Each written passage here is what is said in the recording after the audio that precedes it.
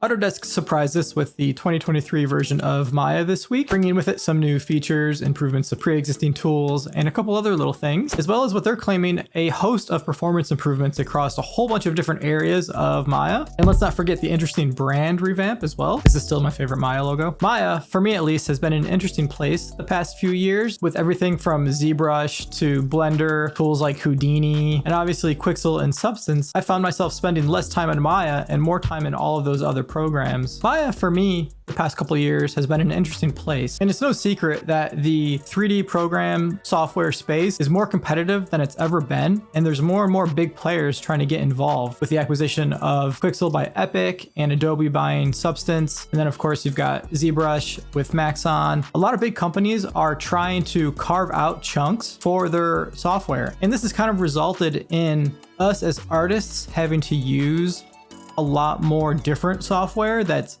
very good at this specific thing and very good at this specific thing. There was a time when Maya was kind of your one-stop shop to be able to do everything. And if you tried hard enough, you probably could still do that.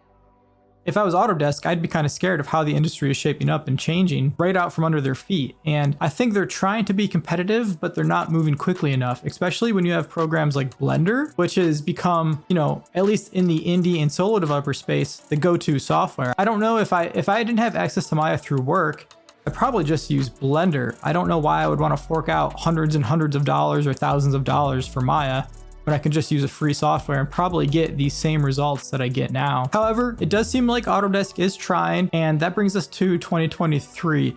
Looking at the update, it does feel like they are trying to improve the modeling and some other areas, especially animation, with Maya to keep it competitive and keep it interesting. And so we're going to go through the feature list for 2023 and see what's going on. Some of it we're going to gloss over because it's just not really relevant to me or relevant to character art in general. And then we're going to actually take a look at some of the features that seem more interesting. We've got Booleans, updates to the sweep mesh tool, and also just general modeling improvements. So we'll take a look at those and see what's going on. So let's run down all of the features that Autodesk is highlighting with this update. First off, we've got the updated USD plugin for Maya. I think our peers who work in film might be interested in this. I don't know of any game applications for the USD plugin, but something that was developed by Pixar, and I think just kind of helps streamline that workflow. We have additions to Bifrost. I've never used Bifrost, but of course, if you're someone who's into that, that's probably going to be exciting for you. We have Blue Pencil, which is sort of interesting. It kind of lets you draw shapes and letters and words and things, which seems kind of cool. Maybe we can find a use for this in the future, maybe make a video on it. But yeah, why not? Sure. Now we come across the first major modeling update to Maya. And this is probably the marquee feature of this update. It's this improved Boolean operations. And they've basically implemented an entirely new Boolean stack to use. And if anyone's been using Maya for a long time, you know how finicky Booleans have been in the past. It's kind of like you do a Boolean and then you cross your fingers to see if it crashes or not. So it seems like they're really trying to improve that workflow and improve kind of the sub D workflow in general. So this is pretty neat. And I spent some time playing around with it, and it's pretty cool because you can non-destructively work on your model and do Booleans and add all different kinds, and you can change them on the fly and keep it non-destructive until you're ready to actually finalize your mesh, and then you can delete the history and it'll turn into the final output mesh. But you can see in their example, and you can see in some of the testing that I've done here, it's definitely a notable improvement. And I think it's one that for people who model in Maya, they're going to be pretty happy with. In addition to being non-destructive, it has all these different visualization options and ways that you can visualize your Booleans to help you kind of make decisions while you're modeling. So overall, a very cool and a very welcome improvement. I'm really happy they added this, and I think it shows that Autodesk is listening, and they're trying to make the modeling experience better. We've got this general category called improved user experience, and we've got some more intro and beginner stuff that they've added to it, tutorials and things like that. As I was looking through this, I noticed there was a search function, and immediately I was really interested in this, and so I started playing around with it, and honestly, it's awesome. Like I think this is one of the coolest features I've seen in Maya in a while, just being able to search for things. And it's pretty intuitive. Like I was able to search for just retopology, and it was intelligent enough to also recommend quad draw. So I thought that was pretty cool. But then when I went back to 2022 to check the difference there, This feature's actually been in Maya for the past year, so I think they added it in maybe 2022.1 or .2 or something like that. So I didn't even know this was in it, and I'm glad I do now because it's really useful, especially when you're just trying to find something specific.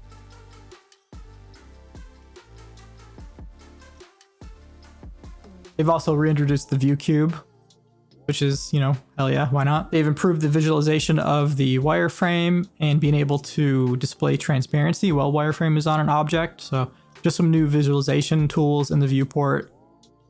They've added a bunch of animation performance where you can actually cache animations now and some other things that kind of help speed up that workflow. And it seems like that was a big part of this update because you'll see in some of the other features they've added caching to. So they're definitely trying to focus on the performance of Maya in general, which is kind of slow sometimes, let's not lie. They've made some improvements to the retopology tools, and one of those is the pre-process feature for retopologizing dense meshes. And in my testing, this made a significant improvement. So you can see I imported this head of Hanzo, which is around 4 million polys, I think, and was able to pre-process and retopologize it to my target face count in about 3 minutes.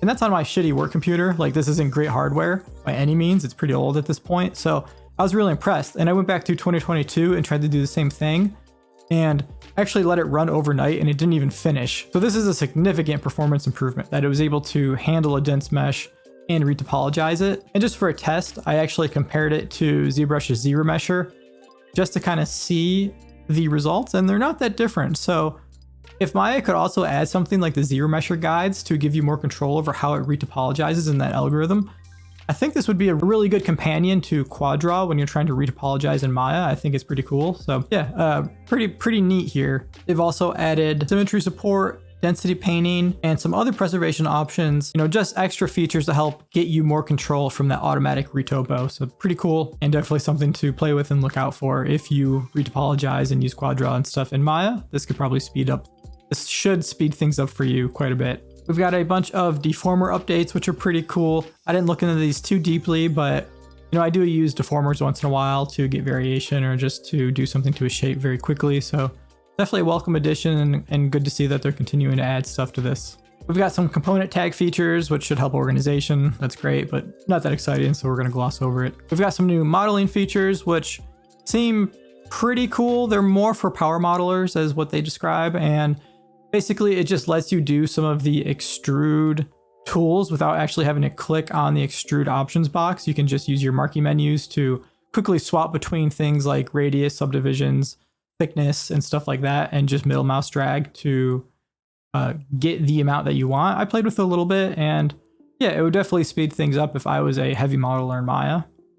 They've also added some new hotkeys. And lastly, they added a percentage next to your pointer when you're using the multi-cut tool, which is pretty cool. So you can kind of see what percent of the line you're actually sitting on. And then if you hold shift, it'll actually show you percent intervals that you can snap to. So just kind of makes cutting your mesh with the multi-cut tool much more accurate. And this is something I like because I do use that tool quite a bit. There's some new sculpting tool updates, which I don't really care about because I don't do any sculpting in Maya. And they seem to have improved the way extrude thickness operates. They say it's going to give you more predictable results, which is cool. Lastly, they've added some more customization to creasing where you can change the color of creases so you can help better visualize what's creased and what's not creased. They have some claimed performance updates to Quad Draw. I kind of went back and forth between 2022 and 2023, and I personally didn't notice a huge performance difference between the two. I did try to Quad Draw on my 4 million poly Hanzo head, and technically I could click on it, so it was allowing me to, whereas on 2022 it pretty much just shits the bed. You're never really going to be doing that, right? You're just going to be making your high poly mesh live and then quad redrawing on top of it. And in that scenario, I felt like the performance was the same between both versions. So maybe this is like the search function where they've actually added some of these performance improvements last year and they just haven't really highlighted it until now. I'm not sure, but of course any performance improvement is welcome. So I'm sure it's there somewhere, even though it's not completely noticeable. One that I was really interested in seeing is they said they added some new sweep mesh options. So sweep mesh was introduced last year, and it's basically Maya's answer to helping create hair cards. It allows you to place down curves and then project a mesh along that curve and then be able to update it on the fly. So as you move your curve around, you can update the mesh and then It's got a lot of features to control the width, the taper, and the shape of the mesh along the curve, so that's pretty cool. And they've now added a rectangle preset, which allows you to just create a rectangle shape.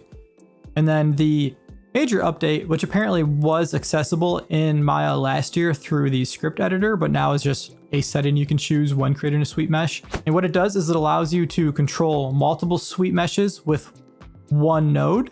So you can have a bunch of hair curves, for example, grab them all, and then just have one node that you can control all of those curved sweep meshes at the same time. Whereas last year you would have to kind of create one, set it up, create one, set it up, or you could do the presets, like save your preset and load it, but it was still multiple clicks and becomes kind of tedious. So this way you can kind of grab chunks that you know are going to be similar and then just use one node to modify all of those. So this is very welcome, I think, and pretty cool that they added it. Obviously, if you're someone that uses like the GS curve tool, or you have other ways to create curves, this might not be useful to you, but for me, I've just been kind of getting into doing hair cards. It's not something I've really ever had to deal with in my professional career. So I've liked using the sweep mesh. I think it's a pretty cool feature, and I'm glad that they're going to continue to develop it. Of course, now it feels like we're starting to get good hair card options, just as hair cards are going to get phased out, and we're just going to start using actual hair systems and game engines. But hey, better late than never, I guess. And to round it out, we've got some updates to Arnold. There's some performance improvements, and it seems like they're focusing on denoising as well as some shader stuff. So definitely something to look out for there if you use Arnold. There's such a great renderer, so it's good to see that they're committed to improving it and updating it. There's some VR stuff, which I could not care less about. And then they've got some Mel, Python, and kind of OS updates. If you're a Linux user, I think you should check that out. And then there's some dev kit stuff too, but that's not really relevant to us. They have an extra section here of some other features, and one thing that I actually glossed over at first, but now that I look back at it, I actually think is pretty cool. It's this pin feature on the attributes editor. So you can pin tabs so that they don't get lost in your tab stack, which is pretty neat because oftentimes I'm like just trying to get to the material, and the material is like the last thing on the stack. I like seeing that they added this. It's a cool usability feature. There's some new options in the FBX editor, which is sure to break some shit as it always does. So awesome. Yeah, overall, a pretty good update, I think. After reading the notes and then actually playing with some of these tools, they weren't as much of an overhaul as I wanted. You know, I really want to see more to the quad draw system, for example. Like, quad draw is pretty good, but I think it's really annoying that, like, say if you want to make a triangle, you have to kind of step out of quad draw and go into like classic modeling. Like, I really want to see quad draw just be retopo and not quad draw. Just be able to have everything you need to do, you know, like in TopoGun or 3DCo or any other software that you do retopology. I want to be able to very quickly switch between what I need, be able to bridge, whether that's a quad or a triangle. I want to have that option. So I hope they kind of improve that system and make it a lot more intuitive going forward. It's nice to see that Maya is getting better at handling dense meshes, because I'm really lazy about like decimating my high polys before I export them out of ZBrush. And programs like TopoGun handle really dense meshes like a champ. Like, I can just export the highest subdiv level of my mesh into TopoGun and there's no issue.